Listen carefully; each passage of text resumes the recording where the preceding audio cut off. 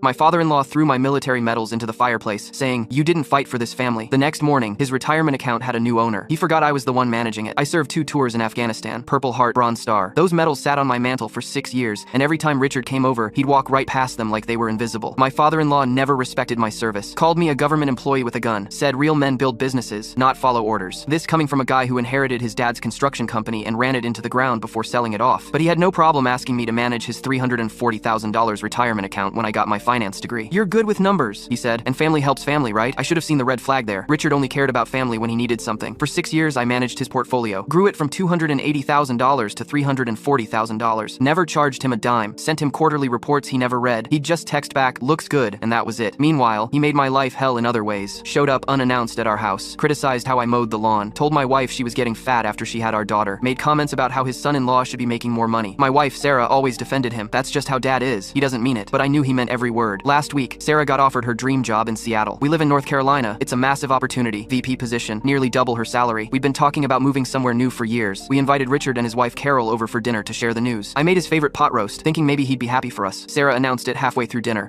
"Dad, Mom, I got the VP position in Seattle. We're moving in 2 months." Richard's fork stopped midair. His face went red. "You're what?" "We're moving to Seattle. It's an amazing opportunity." "No." He slammed his fist on the table. "No, you're not." "Dad, I'm 34 years old. This is my decision." "This is him," Richard pointed at me. "He's stealing you away from your family, moving you across the country so we can never see our granddaughter." "Richard, that's not." "I tried." "Shut up. I'm not talking to you." He turned back to Sarah. "I knew when you married him this would happen. Military guys, they never put family first. Always chasing the next deployment, the next mission, the next paycheck. Dad, he's been out for 6 years. Doesn't matter. It's in their blood. My father told me never trust a man who chooses strangers over family. I felt my jaw tighten. I fought for this country. You fought for a government paycheck. You didn't fight for anything real." Sarah stood up. "Dad, stop. You're being ridiculous." Richard stood too, knocking his chair back. He was breathing hard, face purple now. Carol tried to put a hand on his arm, but he shook her off. Then he walked straight to my mantle. My medals were in a shadow box. Black frame, velvet backing, Purple Heart on the left, Bronze Star on the right, my unit insignia in the center. Richard grabbed the whole case off the wall. "Don't," I said. He looked me dead in the eye, then walked to his fireplace. "We'd lit it earlier because Carol complained about being cold. You didn't fight for this family," he said, and he threw my medals into the fire. Sarah screamed. Carol gasped. I just stood there, watching the velvet start to smoke, watching the ribbons curl and blacken, the frames cracking from the heat. Richard stood there with his arms crossed, satisfied. Something in me went completely cold. "You're right," I said quietly. "I didn't fight for this family." I pulled out my phone, opened my banking app, found Richard's retirement account under my managed portfolios. Right there in the living room,